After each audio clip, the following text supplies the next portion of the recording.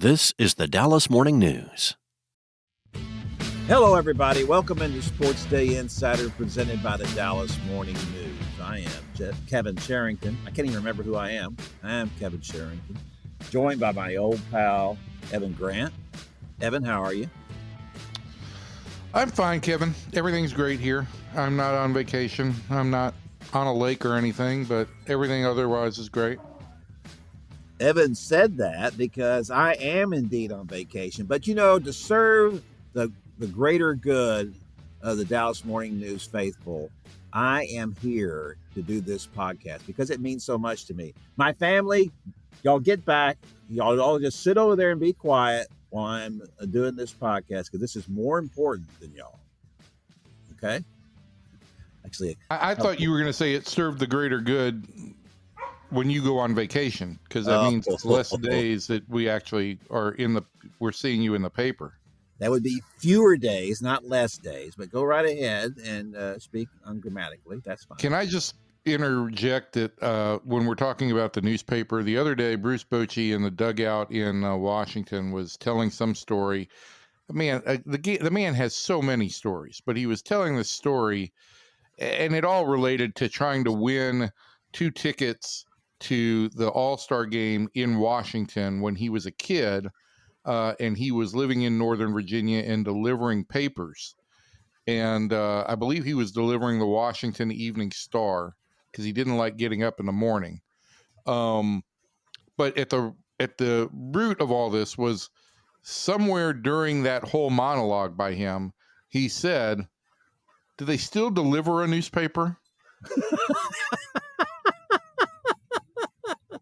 So clearly he's not a print subscriber. He's all digital. Boach is an all digital man. Yeah, he is. He is. It's an amazing thing, the number of people that I run into that still get the paper, delivered, thrown up on their driveway. I think that's terrific. Of course we do. Not a lot of people in my neighborhood do, but can't be just holding it and being surprised by what's in there. I love that part of it. And the lovely wife, she loves that part of it.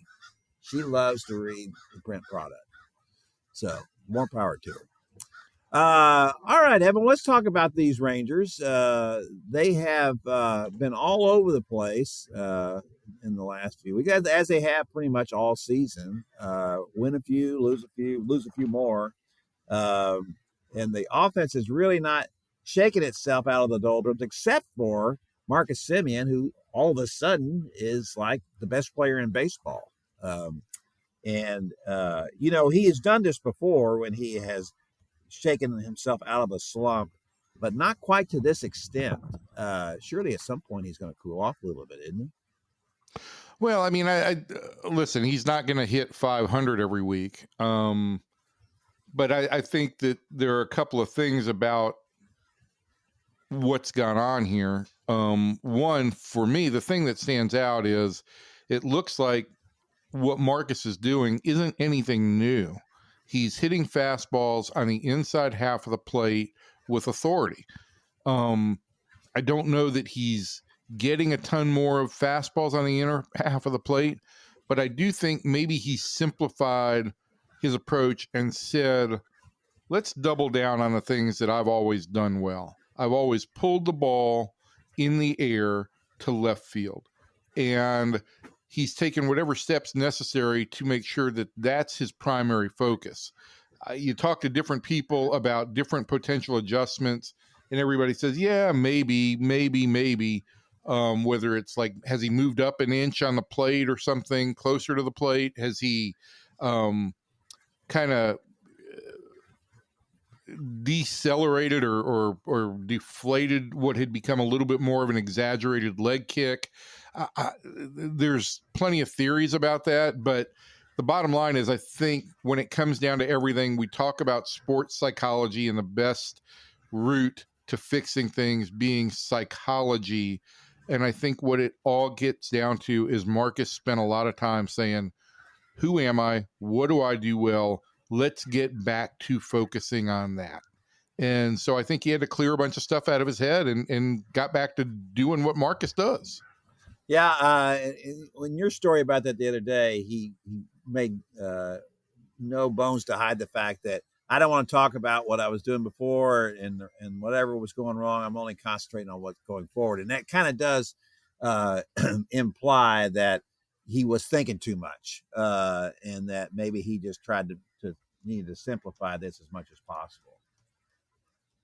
Yeah, I mean, I think that's at the root of it, and I think in talking with Brett Boone, some that has been part of the whole goal is trying to simplify things for these guys. The worst thing you can do when you get to the tee box or when you come up on your ball, hopefully in the fairway, is think about a bunch of stuff as you're pulling your club back. And I think that's the same thing that the Rangers have been trying to do with their hitters is to say, okay, let's not be thinking as much in the batter's box. Let's know what we want to do and just try and execute it.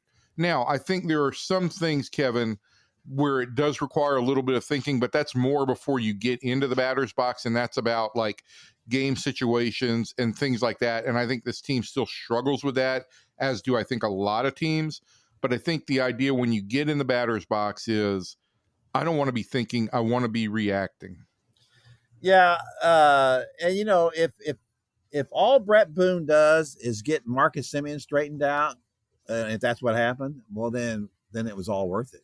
Frankly, they did it because he has to hit, and so does Corey Seager. Obviously, when they're the two most expensive players, lineup guys in the lineup, in the regular lineup, those guys have to deliver for you, and then you just hope that other guys like Jonah Heim and Josh Smith and Josh Young get some timely hits every once in a while.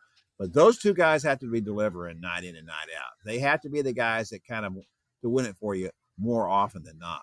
So, and Corey Seager's kind of in a slump now, and Wyatt Langford's in a slump now, and so it's still going to be a little more difficult. But a couple of those games, Marcus Semien in Washington won on his own. Well, I think the Rangers scored 17 runs last week, and Semien had 2 home runs. I think he had 6 RBIs and 4 runs scored. So, the Rangers went 2-4 last week. They blew a game in the 9th inning, so they probably should have been 3-3 on the road on that first week of the road trip. But my point is, you really had one hitter that was hot and another in Jake Berger who delivered a little bit of power. And the thing is, if you've got a couple of guys that are hot on this team, it can carry you. But for most of the season, nobody has been hot. There hasn't been one guy who's been in a position who's been hot enough to carry this team. Yeah, well, Langford was having a good season until recently, and but this goes to show you that even that is not enough, and his power numbers haven't been quite the same either. I mean, but you're right. I mean, it is amazing when a guy gets hot, like Semien has been, the difference it makes. Yeah. And especially with this team, Kevin, right? Because of the pitching, and we saw that over the weekend. They scored 5 and 4 runs in back-to-back games, won a road series for the first time in over a month. This team does not need a ton of runs to score. They are 23-4 going into the Minnesota series when they score 4 or more runs. Yeah, that's just a phenomenal statistic, isn't it? I mean, there's a lot of stats out there that, and I don't question them. I mean, I think they're all good and they're all fine, but there's nothing more telling than that you're 23-4 in the games where you score 4 or more runs. That just shows you how this is an unprecedented streak by Rangers pitching. There is no other era, in Rangers history, certainly since they moved to Texas, where the starting pitching in particular has been better than this. It's just phenomenal. And to that point, I was watching something yesterday that I guess it was on ESPN. I'm not sure where it was, but Al Leiter was talking about Jacob deGrom's pitching mechanics, and they had him up on the big screen and they were showing everything he does, and Al was just going on and on about the beautiful synchronicity of his delivery and his ability. He said, so many pitchers when they throw close to 100, like his son Jack, are just happy to come down the mound and be throwing 100 miles an hour, and it goes where it goes, and that's all well and good. But this is a guy, he said, who throws that and the glove doesn't move, and that is the thing that separates him not only from his peers today, for the most part. There are a couple of guys like that, but in history. Yeah, I mean, he's a freak, and I've seen a couple of stories about, well, he's not throwing 101 anymore. And listen, you don't need to throw 101. That was all vanity. His stuff is so pure at 98, 99. He doesn't need to throw 101. So I don't even understand why that's been a story in any regard. I do think I heard some talk over the weekend that maybe there's been a little bit of a change in his arm angle, that it's dropped just a little bit as he's aged. I don't know. What I do know is this, that when he's on the mound, he is effectively playing catch. Yes, he generates incredible velocity, but his body and his mechanics are so pure that it looks like he's just playing catch. And more importantly, Kevin, when he is attempting to deliver a pitch, his whole idea is just hit the glove. He knows where he wants the catcher's glove to be, and he knows that he's going to try and hit it. And to this point, on Saturday, Saturday in Washington, his slider was as good as it's been all year. And his slider has been good all year. It's just not been to Jacob's level of perfectionism. But when it's to that level, he's basically unhittable, which I think is what we saw in his 2-hit effort on Saturday.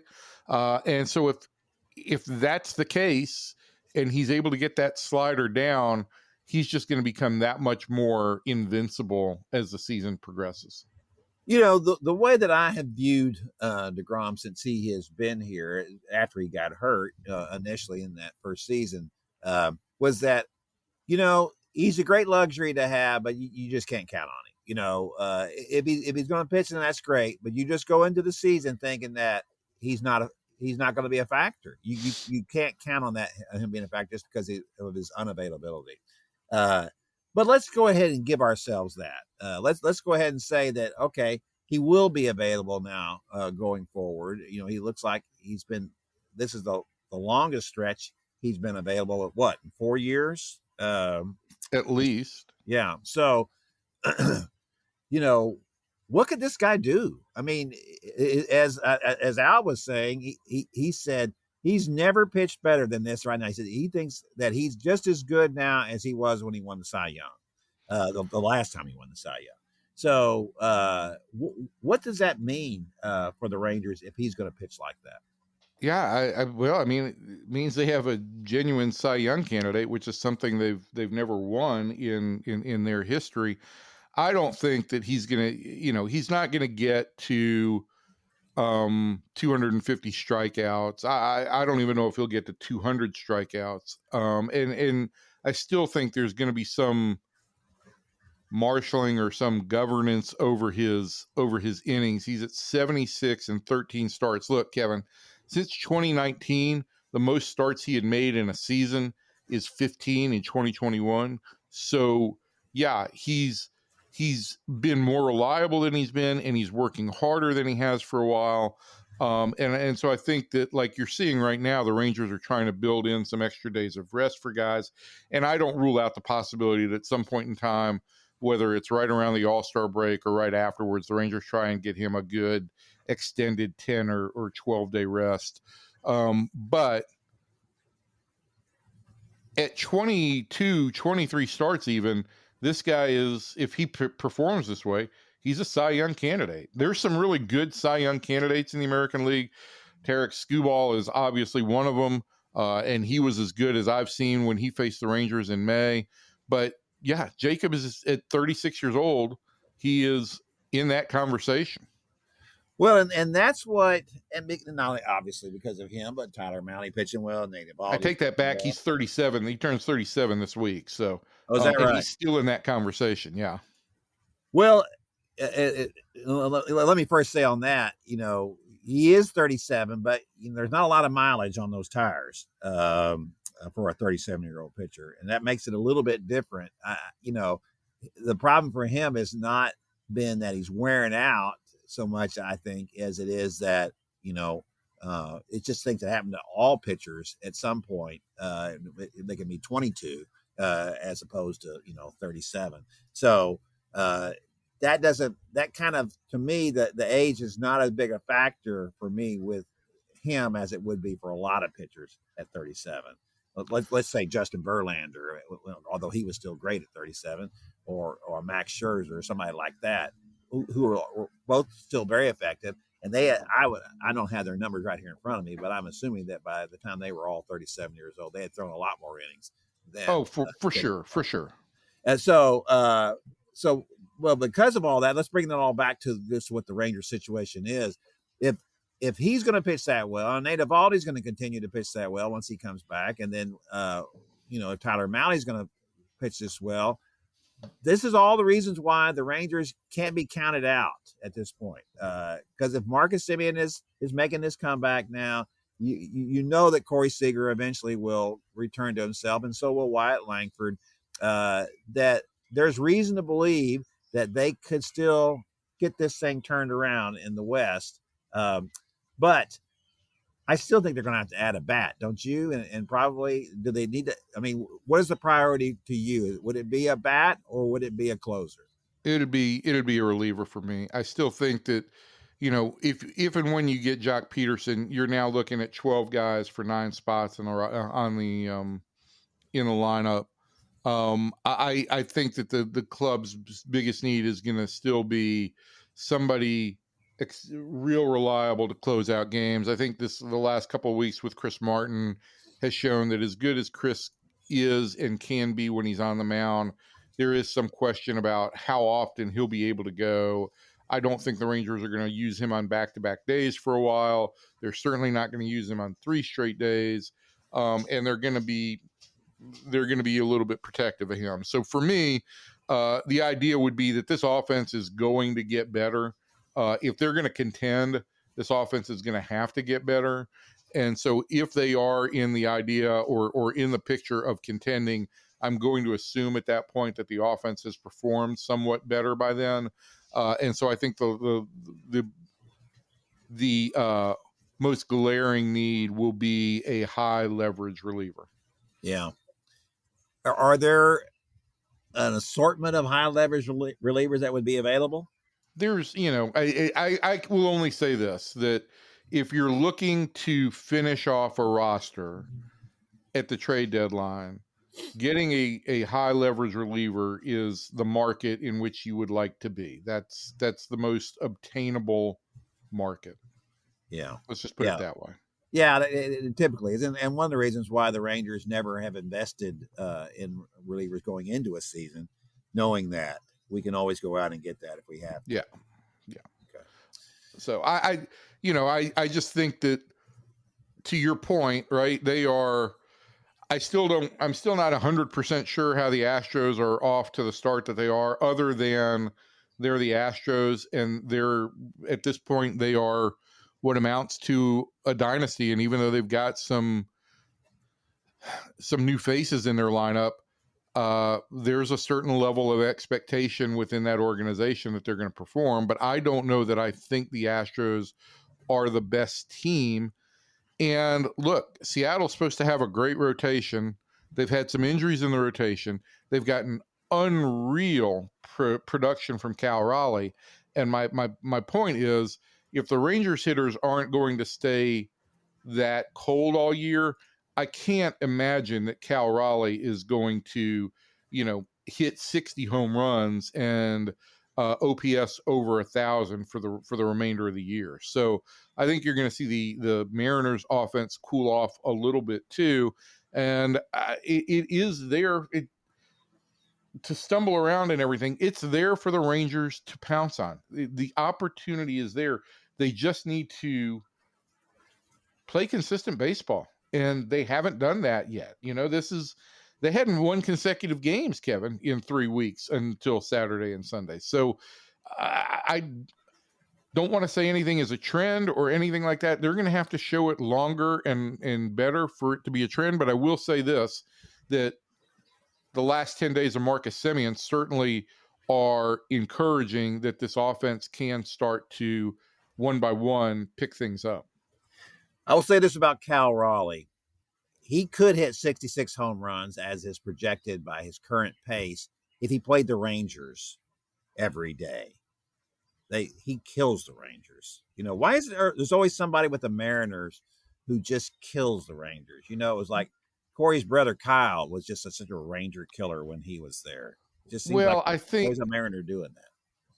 I'd never want to take one of your arguments and deflate it, but I think usually it's somebody in the AL West that kills the Rangers. Whether it was Garrett Anderson or Tim Salmon or Mike Trout or who was the catcher that killed them for several years with the Shea Langoliers now is the catcher that owns Shea the Rangers. He's the guy now. Yeah, he's the Rangers killer now. But yeah, I mean, you play those teams 12 times a year, and so there's more familiarity. You're going to see them more. There's more chance that those guys are going to actually do some damage. But yeah, Raleigh is having a great year. I just don't know if this is a guy who's going to end up doing what he's done all season long. Yeah. Somebody's got to do something here. We talked about, before we get out of this Rangers segment, let me just ask you about the outfield situation. So now Alejandro Osuna is kind of cooled off a little bit, which was unfortunate, but that's what happens with youngsters. I think it's hilarious, this whole Roman Anthony thing in Boston and all the hype for the number one prospect in all of baseball to come up and then, boom, fizzle. I mean, I felt sorry for the kid from the standpoint is that how can you possibly live up to this? You got people standing and applauding and you're just walking to the plate. I mean, how ludicrous is that situation? Again, the whole idea of prospect stock oftentimes just befuddles me because they are young players, and the idea that you're going to get some guy who changes the franchise for the long term is, once in a decade. And it's magical to watch. It's magical to watch when you watch what Evan Carter did in 2023, but it's just, guys are going to go through struggles. They're going to go through up and downs. And the only thing that's different here is, look, I think that on the projectors scale, right, Roman Anthony and Marcelo Meyer and Christian Campbell, those were all guys who were in the top 10 in all of Baseball America's prospects. Osuna is not a guy who's ever been a high prospect, just a guy who continues to get better. And I think that he's gone through a rough stretch, but I also believe that this is a kid who isn't really fazed by that stuff and probably does go down in the not too distant future. And when he does, I think he will come back better for it. Yeah.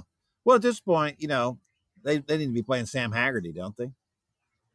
Yeah, I mean, they're going to play Sam Haggerty for a while now until he's not hot, but he's doing all the things that you want from designated pesky guy. Ooh, designated pesky guy. Okay, I like it. All right, that's going to do it for the Rangers segment of our podcast. We're going to move over here and talk a little bit about the Mavericks and all this speculation that Jason Kidd might want to leave the Mavericks to coach the Knicks, which I'll have to say, apparently there is some smoke to that rumor, or some fire to that smoke, I guess I should say. And the question is, for me, how much of it with Jason Kidd would be, I'm just trying to send a message to my boss, Nico Harrison, that I didn't like the fact that you left me hanging out there to deal with all the blowback on the Luka Doncic trade while you're sitting in your office or wherever you are, and I'm having to deal with this night after night. Or maybe it's an A and B, and the B would be, this is a nice little leverage thing for me here to make a little more money. I'm going in. I'm still got a contract, but I might like to get a little bump out of all this. I have a hard time believing that Jason Kidd would want to go back to New York, where he ended as a player and was his personal life became fodder for the tabloids there as his marriage was unraveling. And And also, he's not exactly a ball of fire in the with the media now. I just can't imagine that. I know that when the Knicks are playing well, that they may be the story in sports in New York. When they're really going well. No, they're not. When they're going well, they're only the story at the end of the Giants or Jets season or before the Yankees get hot. Let's face facts there. I think that's probably true. I do think that there is an undercurrent there, though, of I mean, it's New York is basketball. I mean, that's when people think of New York, I think of New York basketball, the streets of New York, playing that, Rucker Park and all that kind of stuff. That stuff is a very real thing, but that can't be worth putting up with all the rest of it. I mean, because even if you look at the situation that the Knicks made the final, or got to the got to the conference finals before they blew up, was the fact that that's not good enough in New York. And even if you win the conference finals, which is certainly the East is far more winnable than the West is, you still got to win it all. In New York, no one's going to be happy that you made the finals. You still got to win it all. And from that standpoint, when the Mavericks are when everyone's available and they're fully healthy, I think they're a better team than the Knicks are. So I wouldn't see why he would want to move on, but it's an interesting situation from the standpoint of what he wants from the Mavericks, and would Nico Harrison give the Knicks permission to talk to him? Obviously, if he does give them permission, that tells you a lot about what his expectations were, and if he is as, I don't know if I want to say cutthroat or cold-blooded as he's seen by making the Luka Doncic trade. Would he feel the same way about Jason Kidd? Yeah, how to say this? I would say that Jason Kidd lost me once and for all with the answer on the Luka Doncic trade and his return with the Babe Ruth comparison, because I thought he was just being cute and condescending. If he goes to New York, I don't think that it's a terrible, terrible loss for the Dallas Mavericks. I don't know why you would want to go to New York except for the idea of being the head coach of that franchise in that city and the ego feel that it creates. But he's about to have the number one draft pick and a supposedly a generational player in Cooper Flag. He doesn't have to deal with quite the level of second guessing or the mercurialness of Knicks fans in New York or here, I should say. So I don't know where it would make a whole lot of sense for Jason Kidd. But I also I'm not going to sit here and think, my opinion of Jason Kidd is that he's a nice coach. I don't know that he's not replaceable. Oh, I don't think he's irreplaceable. He's better than what Mavericks fans think. They don't like, it's the drive-by coaching style is what they'll refer to with him, as he just kind of lets them play. I think what you have to remember here, and it's hard to sort it out, as to the fact that it's not a coincidence that Kyrie Irving, after all his troubled history and of basically forcing his way out of at least two stops along the way, that he's been so happy here. It's not because the fans clap for him. That's not what it is. I don't know how much of it is Nico Harrison. I don't know how much of it is Jason Kidd. I don't know how much of it is the combination of the two that has made him happy. But you can't oversell that point, because when he's happy and when he's healthy, he's really good, and he's worth everything that they gave up for him, certainly, and they need him. Without him going forward, even bringing Cooper Flag in, they got to have the firepower he brings, and that's a legitimate question about how good he'll be once he comes back from this injury, because his talent is predicated so much on his quickness and speed.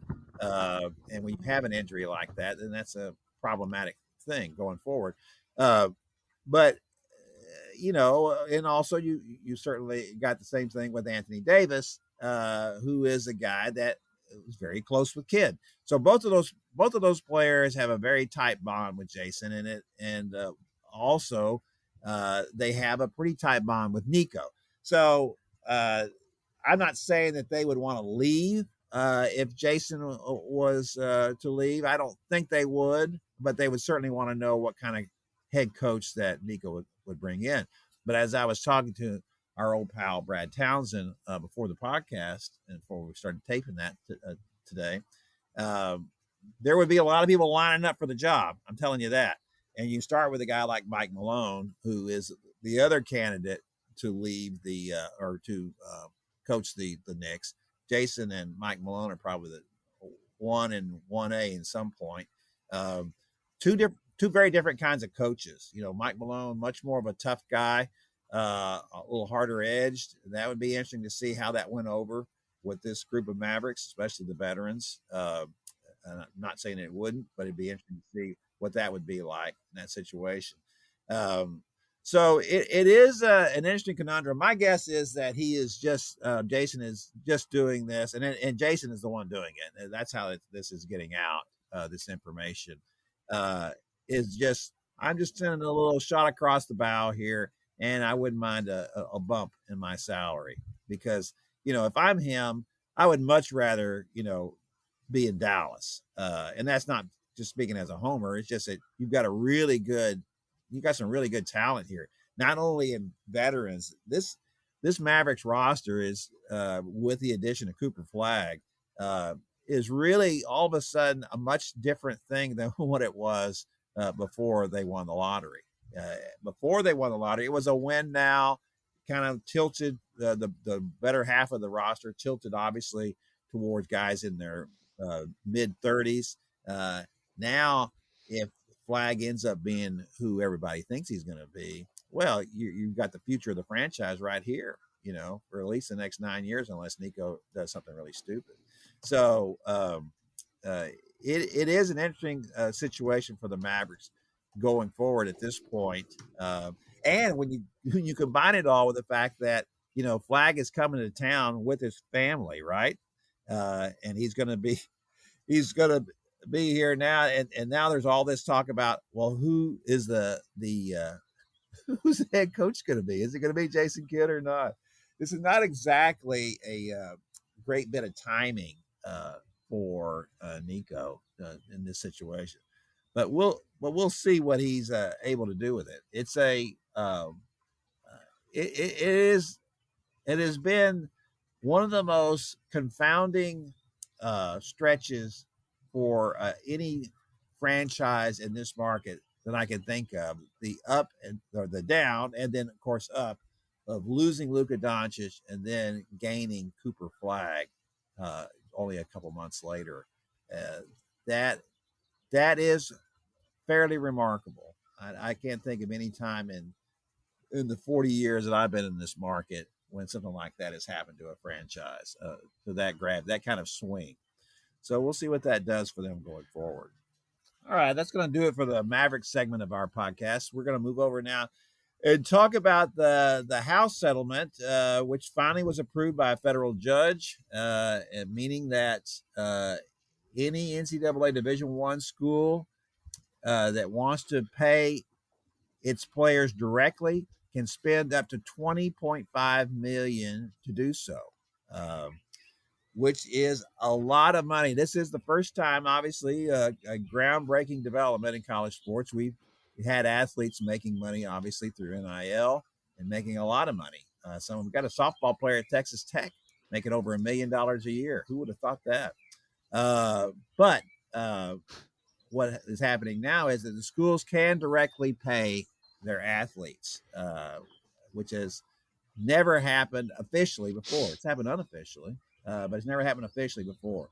We've already gotten an email blast, an announcement, a statement from Texas Tech saying that they're all in on this and they're going to hit the limit of $20.5 million, and they're going to raise $14 million of that a year through their fundraising efforts. So as the school is not going to incur, what would be a burdensome duty to pay these athletes. And I But guess this that's is Kevin. all part of That's the in situation. addition to collective. Yeah, money? the collectives are just a completely that's a collectives are all booster driven. So those are not that money's not coming from the schools. You're allowed to have that was part of the whole NIL Right. thing, right? Was paying that before. Listen, this is going to be extremely complicated because now what you're going to see is that there's going to be a push from athletes. They're not stopping here. There's going to be a push from athletes to be recognized as employees, and so therefore they're going to end up with basically unions. And so obviously what the NCAA is going to try to do is say that no, these are not employees. We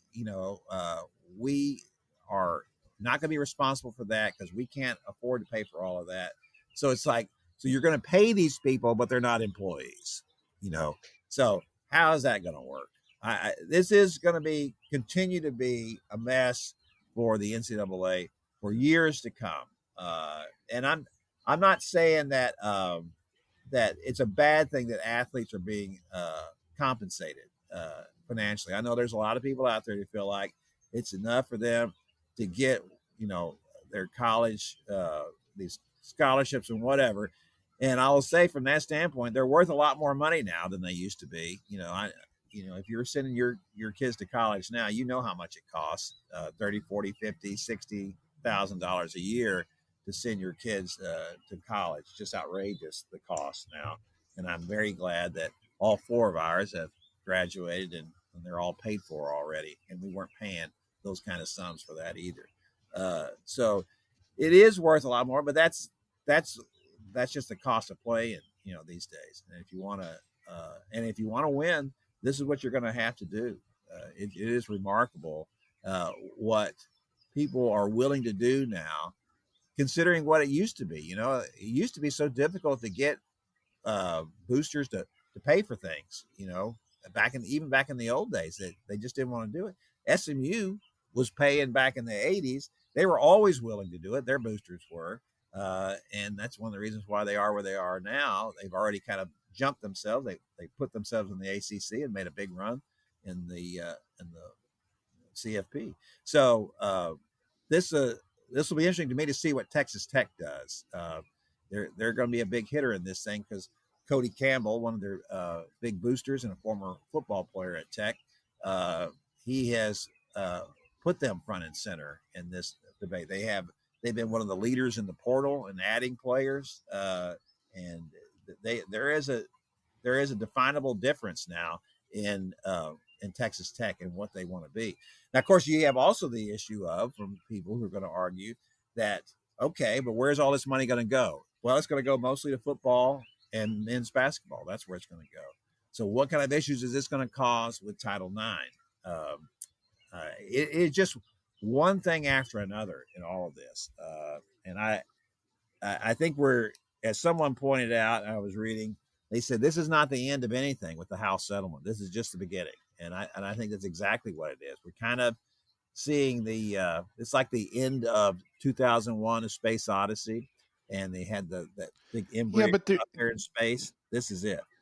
Kevin, I mean, if there's anything we've learned from college sports over the last, I've only been around it for 40 years. And I think you predate even that, but if there's anything we've learned, it's like there is never an end, right? I mean, the college football national championship has been an ongoing and continuing to develop situation. NIL was a continuing to develop situation. Yeah, I mean, right now the main avenue to explore for athletes and for everybody else and for a competitive advantage is financially. And so, I think there's, and I think you've said this on a couple of occasions, and I'd like to believe this, that, hey, if only the NCAA had been reasonable years ago and said, yes, college athletes deserve a stipend, some share of the pot, a reasonable stipend for their contributions, then maybe we wouldn't have all of this. And the older I get and the more jaded I guess I get, I feel like, no, that wouldn't be the case. I think we were always going to head for, with as much money as there is involved in this, that the players were going to want and that athletes were going to want, and that, quite frankly, colleges that want the money and the prestige and the revenue that comes with a top flight program competitively, we're going to keep pushing that envelope or that envelope further down the table. And that's where we're at now. And yeah, I don't know what the next portal or the next passage is going to be, but we're definitely not done. Well, when I said that about it wouldn't have been this bad if they had let the players have a piece of the pie sooner. Yeah, I didn't mean that it would never come to this. I mean it would just have delayed it. It would have, as I've said before, anytime the longer you oppress somebody, and I know people don't want to hear that, but you are oppressing these college athletes. I mean, come on, so many of them, developed later on, especially football players. I wouldn't say you were oppressing them. I No, would say you were you're exploiting them. well, you're exploiting them, but you're kind of oppressing them when you're saying no, you can't have this and you can't have that and you can't have this and you can't have that. That's kind of that's oppression in my mind. But when you don't give them the ability to have access to health insurance later in their career, when they are suffering from things that happen to them as college football players later in their lives, that element for sure. Yeah, that's terrible. And for that sure. and they just didn't want to do that. They didn't want to be responsible. They wanted to be, oh, you got to prove to me that this stuff didn't happen. It's like, there was a case that I worked with, and she made a settlement after the death of her husband. And he had played at he grew up in Denton and played on those. He was a defensive lineman in those Texas teams that the big shootout in that era, and he eventually developed dementia in his early 50s and died of it in his early 60s. And he never played a down of pro football. That's what happened to him in college football. And they did the CTE scan of his brain, and he had terrible brain damage from that, the CTE. So, right, but why didn't the colleges want to? Why did college athletic departments and colleges in general not want to give them insurance? Well, because they want to pay for it, they want the money themselves. Right, absolutely. And look, and that was my issue with colleges in general, was that, look, you can go to any college anywhere and see the difference. Because I covered colleges on a regular basis in the 80s, so a large portion of the 80s, and those athletic facilities at those places hadn't changed much over the previous, I don't know, 20 or 30 years. They all looked like they had for decades, and they were run the same way. They had small staffs, and it just, it was kind of a mom and pop kind of deal. Even at the big universities, they were like that. And then when they finally started getting somewhere with all that stuff, and then there was more money coming in, and next thing you know, you're seeing these facilities are just all over the place, and they're expanding exponentially, and the money that's being spent, and then the money that's being spent on the coaches and on the administration staffs, and how they were growing these staffs, and all of a sudden you've got all these advisors on board, and all these many things. So you can't tell me that we're going to do all of that and not give the players anything. That was ridiculous to say. Yeah. And that's what they did. And so that's why I don't have any sympathy whatsoever with the colleges for any of that argument that, oh my gosh, now all you hear is, oh, we don't have any money. I was talking to somebody the other day who has a lot of contact with college coaches and across the landscape, and he was saying how they're all just scared to death that they're not going to have enough money to pay for everything. And of course, a lot of these schools aren't going to have it. Some of them will, and we know pretty much who the ones who will, and those are the ones, they're in the Power Four conferences. They're going to have enough money to pay for all this kind of stuff. And the smaller schools, the smaller conferences aren't going to be able to do it. But frankly, they're not going to be competing year in and year out for national titles anyway. I mean, that's just the way it is. I mean, I'm not saying all this is any good. I don't like it. I don't like seeing what's happening. It's just the way that it is. Why don't you like it, Kevin? What do you not like about it? It's just a mess. It's from my standpoint as a reporter, one of the things I liked about covering college sports was that basically we're just covering the games. We're just covering the games and the personalities. I don't have to deal with contracts, stories. I don't have to deal with, is this guy going to hold out? Is that guy going to hold out? What is the labor issue going to be now? And you had all of those, you've covered baseball your whole career. And when you have all of those issues going on all of the time, and it's just stuff I'm not interested in writing about. And so for me personally, that's the mess that I don't like. It is all of this kind of thing that has entered into the conversation now that takes away from the sheer joy of covering college football and the color and the, just the pomp and circumstance of all of it. Now it becomes something completely different. And, in some ways it was that. I mean, we did have to cover all that kind of stuff. Not that kind of stuff, but all the off stuff. When I was in the 80s, it was a big deal covering the Southwest Conference when everybody was in NCAA trouble, and you're going from one school to the next trying to figure out what's happened here, who turned in who to the NCAA. Right. Well, now you don't have the violations to deal with, right? Everything was about the violations at that point in time. Oh, now yeah, it's not violations, but it's the transfer portal. It's NIL deals. It's this, it's that. Yeah, it's all a big business. I don't like it. I don't particularly like it either. I don't like the whole idea of for me, college football is the one time a year I feel like I really get to be a fan. And it's like, Donnie Ecker was a big college football guy, and he constantly asked me about, what do you think about this guy that Georgia's got in the transfer portal? Or what do you think about that guy that Georgia's got? And I'm like, Donnie, I'm just going to tell you, when football season starts up and they put on pads and they start playing games, I am completely into it for the length of that season. But recruiting and the portal and that stuff, I'm not that interested in it. I am interested in the history, the pageantry, and the excitement of the games of college football. But all the other elements, I'm just not that interested in. Look, I don't like recruiting. When people would ask me sometimes about recruiting, well, who's getting this guy and who's getting that guy? It's like, I don't know. And I don't care. They're 18-year-old kids. Come on, and they're making up their minds about where they're going to go. And it's a big decision for them. But for the most part, for all of them, it's a win-win kind of situation. If they go to one school or another, it may not work out, but it's still going to be pretty good for them, whatever it is. And now when you mix in the portal with that, you're recruiting a guy for 1 year in a lot of cases. Well, you are. And now what I was hearing from this guy I was talking to is that you're having to pay people monthly to keep them committed.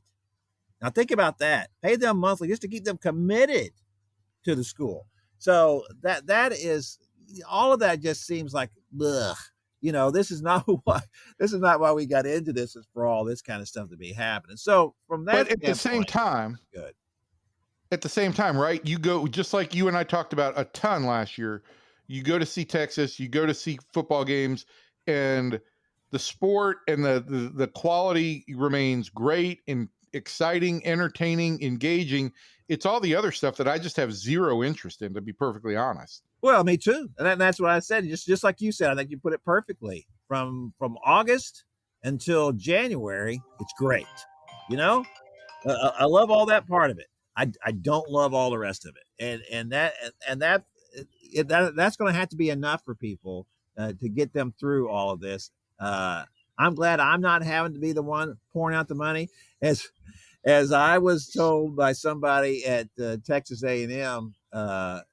There, a booster was being asked about contributing to the collectives, and at that time A&M had that number one recruiting class, and so there was a lot of noise about all of that, and it didn't pan out very well, especially not for the head coach. And so anyway, what the booster said, he goes, I can either donate money to this school that I love and have my name put on a building, or I can donate money and have a guy smoking pot at halftime, in the locker room, which is what the story was. So that's Yeah, that's pretty telling. That's how I would feel too. The sustainability of all this will be very interesting to me to see who's going to want to put up this kind of money year after year after year after year. It's an awful lot of money, and you can get people to do it for a while. Most of these billionaires, and there's a lot more of them than there used to be, but most of them didn't get where they are by being real magnanimous with their money. They don't like to watch their money burn. So obviously, what it's going to lead to is that coaches are already on short leashes as it is. They'll be on even shorter leashes, and so will the athletic directors. It's creating a much more difficult market and life for them. But that's just the way it's going to be, and we're all going to adjust to it.